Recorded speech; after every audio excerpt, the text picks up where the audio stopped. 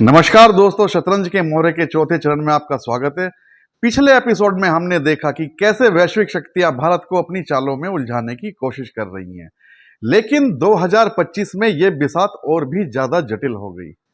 22 अप्रैल को पहलगाम में 26 निर्दोष लोगों का खून बिखरा। 7 मई को भारत ने ऑपरेशन सिंदूर से आतंकियों को मिट्टी में मिला दिया और फिर 10 मई को अचानक सीज फायर, वो सीज फायर जिसे ट्रंप ने अपनी मध्यस्थता द्वारा कराया बताया, लेकिन भारत ने इसका खंडन किया। एक्स पर लोग चीख रहे हैं, अगर भारत ने आतंकियों को मारा तो सीज फायर क्यों? क्या यह भारत की ताकत का सबूत है या फिर वैश्विक साजिश का एक और दांव? आइए इस बिसात की हर चाल को खोलते हैं। 22 अप्रैल 2025 को जम्मू कश्मीर के पहलगाम में आतंकवादियों ने 26 लोगों को मौत के घाट उतार दिया। लश्कर तैयबा और उसका मोहरा द रेजिस्टेंट फ्रंट इसके पीछे थे। हर भारतवासी गुस्से में था और जाति धर्म का भेद भूलकर कंधे से कंधा मिलाकर इस हमले का बदला लेने के लिए तैयार खड़ा था। इसके बाद भारत ने अपनी जवाबी चाल चली और 7 मई को ऑपरेशन सिंदूर शुरू हुआ, जिसमें भारतीय सेना द्वारा 25 मिनट में 9 आतंकी ठिकाने तबाह कर दिए गए। लश्कर का मुर्द के मुख्यालय, जैश-ए मोहम्मद का बहावलपुर बेस, सब खत्म। 100 से ज्यादा आतंकी ढेर, लेकिन भारतीय सेना ने एक भी नागरिक को निशाना नहीं बनाया।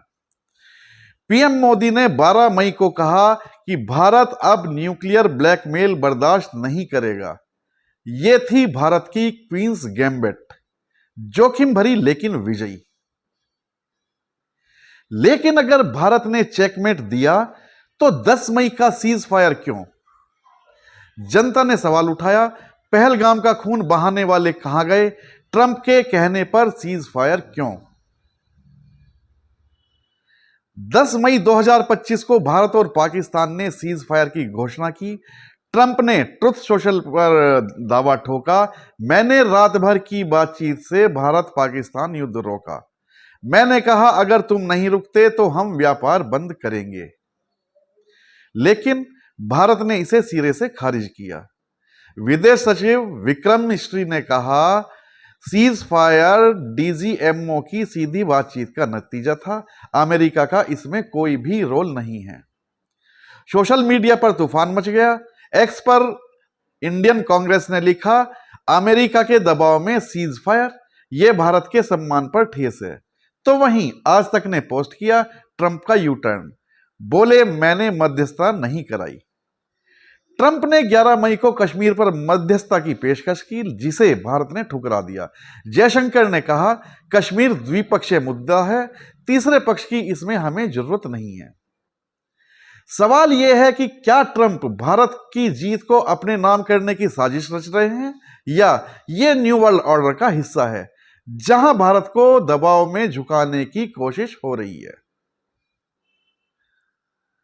शतरंज की अगली चाल है साइबर और आर्थिक दबाव की। पहलगाम हमले के बाद पाकिस्तान ने 15 लाख साइबर हमले किए, जिनमें यूपीआई, 5G और चुनाव आयोग की वेबसाइट्स निशाने पर थी। भारत ने 14.85 लाख हमले नाकाम किए, लेकिन लगभग 150 हमले सफल रहे। ट्रंप ने भारत पर टैरिफ बढ़ाने की धमकी दी, जबकि $10 बिलियन के रक्षा सौदे भारत को महंगे पड़ रहे हैं। सोशल मीडिया पर लोगों ने पूछा, क्या ये सौदे भारत को कमजोर करने की चाल हैं? भारत ने जवाब दिया, साइबर डिफेंस मजबूत किया है और नौसेना ने अरब सागर में पाकिस्तान की हवाई ताकत को रोका है। लेकिन सवाल वही है, क्या भारत इस वैश्विक बिसात पर अपनी चालें आजादी से खेल पाएगा?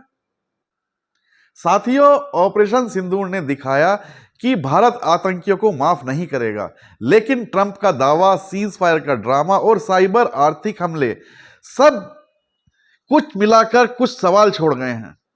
सोशल मीडिया पर लोग पूछ रहे हैं, क्या भारत ने चेकमेट दिया या विश्व शक्तियों ने बिसात पलट दी?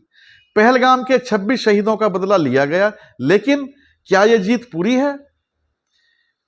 बीजेपी इंडिया ने लिखा, मोदी ने आतंकियों के सुरक्षित ठिकानों को नेस्तनाबूद कर दिया। लेकिन आईएनसी इंडिया का सवाल है, क्या अमेरिका के दबाव में भारत झुका? तो दोस्तों, यह बिसात आपकी है। क्या भारत इस वैश्विक खेल में चेकमेट देगा या साजिशों में उलझ जाएगा?